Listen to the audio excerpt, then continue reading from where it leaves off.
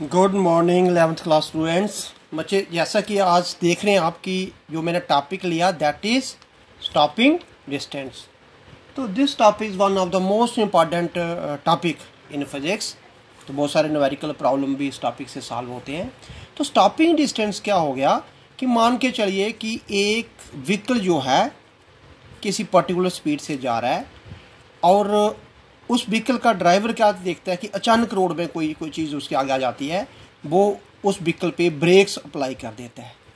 और ब्रेक्स जहाँ पे उसने अप्लाई की और जहाँ पे वो फाइनली उस व्हीकल की वेलोसिटी 0 हो गई, मतलब व्हीकल रुक गया, ये जो डिस्टेंस उसने कवर किया इसे बोला जाएगा स्टॉपिंग डिस्टेंस, है ना। तो स्टॉपिंग डिस्टेंस क्या आ जाएगा, अगर हम डेफिनेशन की बात करें तो it is the distance travelled by a vehicle, है ना। distance traveled by a vehicle before it stops when brakes are applied, right। एक हमें इक्वेशन ऑफ मोशन आपने पढ़ी हुई है, v square minus u square equal to 2as, ठीक है। तो जब व्हीकल स्टॉप हो जाएगा तो इट मीन्स उसकी फाइनल वेलोसिटी 0 हो जाएगी, है ना। जब फाइनल वेलोसिटी हम 0 पुट कर लेंगे तो ये बन जाएगा minus u square equal to 2as। तो आर अगर हमें एस निकालना होगा तो minus u square upon 2a। अगर हम कांस्टेंट एक्सेलरेशन की बात करके चल रहे हैं तो s is directly proportional to u square. It mean stopping distance is directly proportional to the square of its initial velocity. तो हम कोई भी क्वेश्चन जो है इस तरीके का निकाल सकते हैं स्टॉपिंग डिस्टेंस का। मान के चलिए कि हमारे पास ये एक व्हीकल है, कौन सा व्हीकल है, कार है, and it is moving with speed 30 kilometre per our, है ना। तो जब ब्रेक लगाते हैं तो इट्स स्टॉपिंग डिस्टेंस जो है हम सपोज करते हैं 10 metre. If same car is moving with 60 kilometre per hour तो हमें क्या बोला गया है, फाइंड इट्स स्टॉपिंग डिस्टेंस। तो उसका स्टॉपिंग डिस्टेंस निकालिए, है ना। Consider the case of uniform acceleration. तो हम अभी आपने देखा कि हमारे पास क्या चीज़ है, since stopping distance is directly proportional to square of its initial velocity. तो मैं दोनों के लिए बनाना होगा। तो S1 पहला स्टॉपिंग डिस्टेंस, S2 दूसरी बार स्टॉपिंग डिस्टेंस, U1 पहली वेलोसिटी, U2 दूसरी वेलोसिटी, दोनों पे स्क्वायर है, मैं दोनों पे स्क्वायर कर देता हूँ, ठीक है। तो ये हमारे पास एक फार्मूला बन गया। अब मैं अगर यहाँ वैल्यू पुट करूँ S1 आपको दिया हुआ है कितना, 10 मीटर। S2 आपने निकालना है, U1 तो that is 30 kilometre per our, है ना। U2 that is 60 kilometre per our, लेकिन इनका स्क्वायर। तो ये आप क्या देख रहे हैं, 10 metre into S2, 30 divide by 60, 1/2, 1/2 का स्क्वायर 1/4। इट मीन्स S2 जो है वो 40 मीटर हो जाएगा, है ना। तो ये तो आपने क्वेश्चन यहाँ निकाला। इन फ्यूचर आप इसे शॉर्टकट तरीके से समझें। कभी भी कोई भी दिया गया है स्पीड, आपने ये देखना है कि स्पीड कितने टाइम इंक्रीज या कितने टाइम स्पीड डिक्रीज हुई। मान के चलो कि पहले स्पीड दी है 10 किलोमीटर, है ना, और उसका स्टॉपिंग डिस्टेंस भी 10 मीटर है। ये 10 किलोमीटर की अचानक स्पीड आप ले लेते हैं 50 किलोमीटर, तो स्टॉपिंग डिस्टेंस निकालना होगा। आप ये देखिए कि स्पीड कितने टाइम बढ़ गई, स्पीड बढ़ गई 5 टाइम, तो सीधा 5 का स्क्वायर कर लीजिए, 5 का स्क्वायर 25, उतने टाइम पहले जो स्टॉपिंग डिस्टेंस है उससे बढ़ जाएगा। तो पहला डिस्टेंस S1 10 है, तो अभी वो 250 मीटर पे रुकेगा, है ना।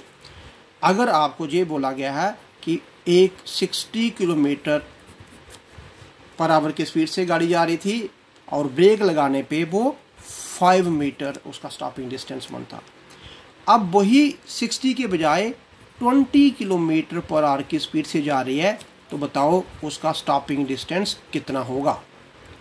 तो इस केस में आपने ये देखना है कि स्पीड कितनी डिक्रीज हुई है ना, उतने टाइम डिस्टेंस डिक्रीज कर देना। तो अब अगर हमारे पास ये आप 50 ले लीजिए, ये बहुत कम हो गया था 50 मीटर, तो 60 20 इट मीन्स 3 टाइम डिक्रीज हुई, तो 3 का स्केयर कर दीजिए, इट मीन्स 9 टाइम जो है वो हमारे पास क्या आ जाएगा, उतना जो है स्टॉपिंग डिस्टेंस कम हो जाएगा। तो स्टॉपिंग डिस्टेंस पहले कितना था 50, अब 50/9 इतना हो जाएगा, है ना। देखो अगर निकालने के लिए आना तो फिर ऐसे ही मैं कुछ और केस ले लेता हूँ, इसको फिर समझिए आप।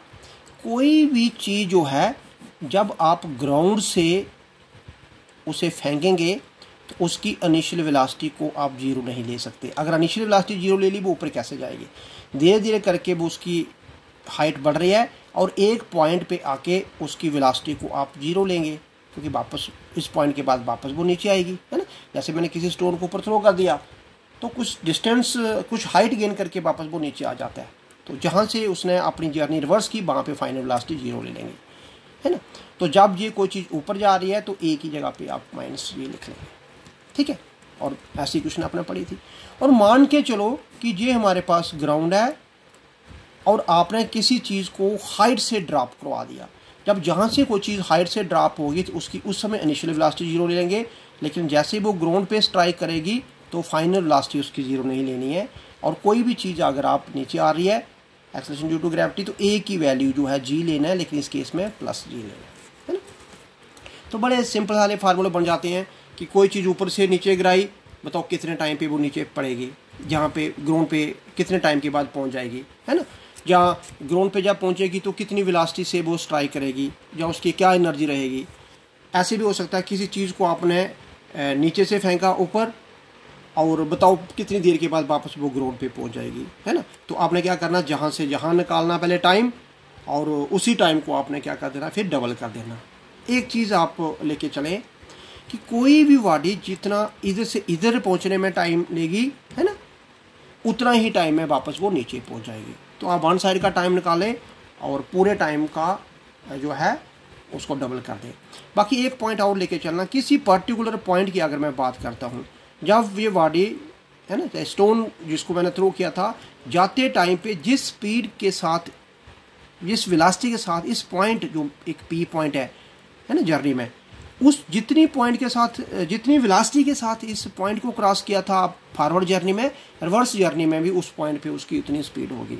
तो किसी भी फाइनल वेलोसिटी जीरो और इनिशियल वेलोसिटी जो कि जीरो नहीं है, उनके बीच में कोई भी अगर आप पॉइंट लेंगे तो ये बोला जाएगा बताओ उस पॉइंट पे वेलोसिटी कितनी थी। चाहे उसे आप रिवर्स जर्नी का निकालते हैं तब भी वो आंसर ठीक होगा, चाहे वो फॉरवर्ड जर्नी का निकालेंगे तब भी वो आंसर ठीक होगा। तो किसी पर्टिकुलर पॉइंट पे, जैसे मैं बोलूँगा ये हमारे पास कोई पॉइंट ले लिया मैंने बीच में, तो ये स्टोन जब ये जहाँ से मैंने थ्रो किया इस पॉइंट को इसने क्रॉस किया फॉरवर्ड जर्नी में, जो मान के चलो इसकी वेलोसिटी उस समय क्या थी 20 मीटर पर सेकेंड, तो ये धीरे धीरे ये भी यहाँ पे जीरो होगी।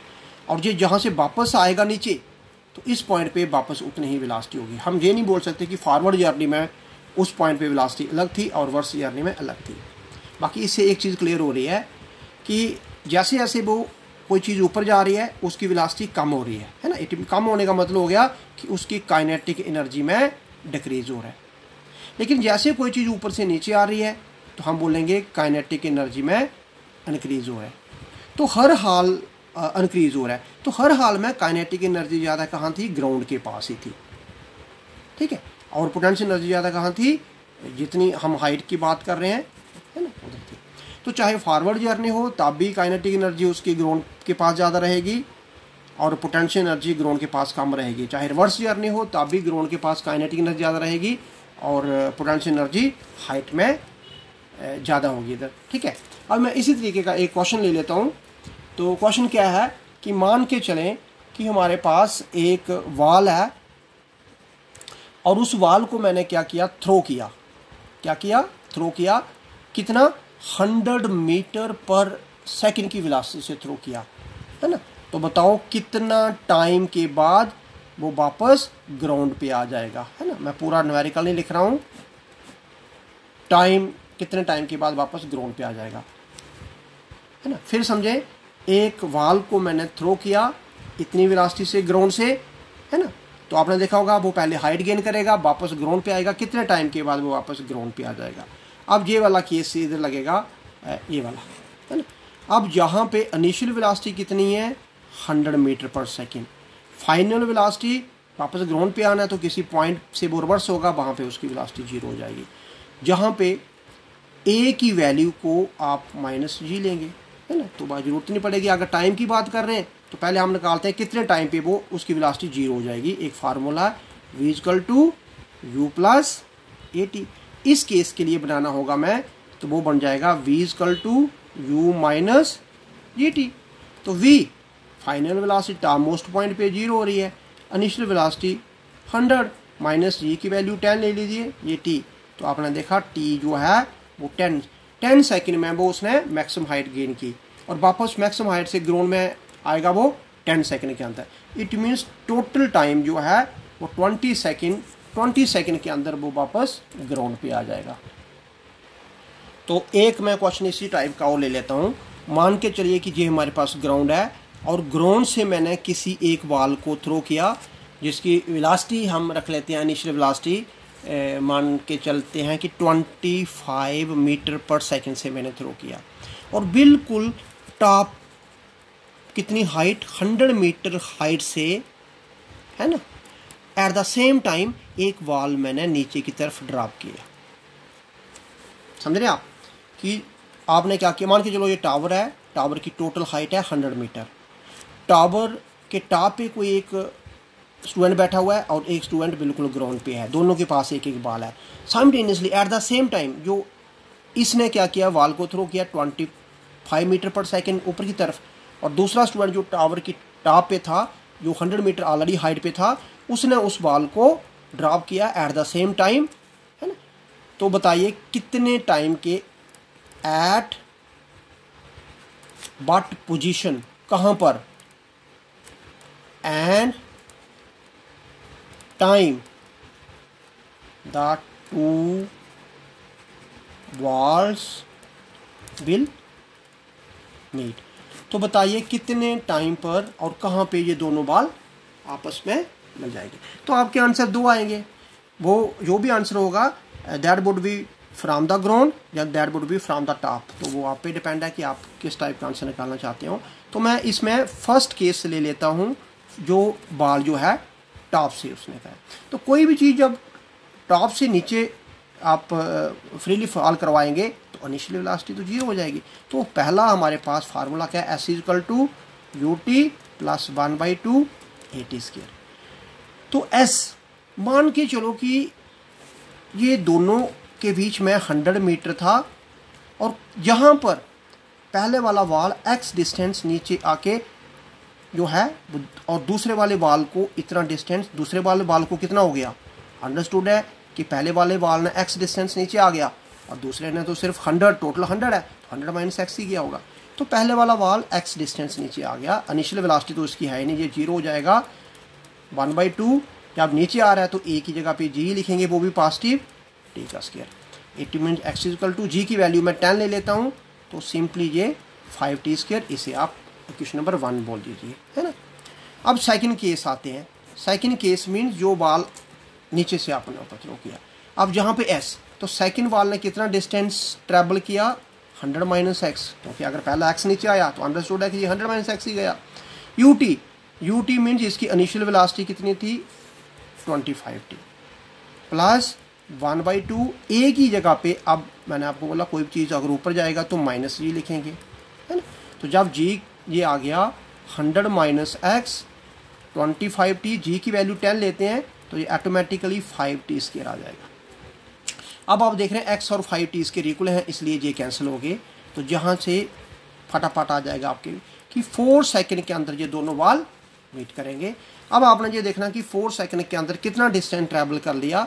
तो जो बॉल ऊपर से ड्रॉप किया था, या मैंने आपको बोला 5t², तो 5t की अगर मैं वैल्यू 4 पुट करूँ, 4 का स्क्वायर 16 × 5 80 मीटर, है ना। तो आपका आंसर 80 मीटर या आपका आंसर 20 मीटर, दोनों ही ठीक है। फ़र्क सिर्फ इतना है कि अगर हम ये बोलेंगे कि कितना फ्रॉम द टॉप डिस्टेंस देखना होगा, वो from the top distance 80 metre है ना। फ्रॉम द ग्राउंड देखना होगा तो फ्रॉम द ग्राउंड वो डिस्टेंस जो है 20 मीटर है। तो इस तरीके से न्यूमेरिकल आप सॉल्व कर सकते हैं। मैं एक और जिनके लिए आप शॉर्टकट तरीके से भी ले सकते हैं। मान के चलो कि जहाँ 25 के बजाय ये वाल जो है 150 मीटर पर सेकंड से थ्रो किया आपने, और टोटल हाइट जो थी वो 300 मीटर थी, है ना। तो बताइए कितने टाइम और कहाँ मिलेंगे। तो आप सीधा टी निकाल सकते हैं, इन दोनों को डिवाइड कर दीजिए। तो टी हमारे पास इट मीन्स 2 सेकंड के बाद वो मिल जाएंगे। और अगर आपने डिस्टेंस निकालना है तो डिस्टेंस मैंने बोला सीधा जा रखिए 5t²।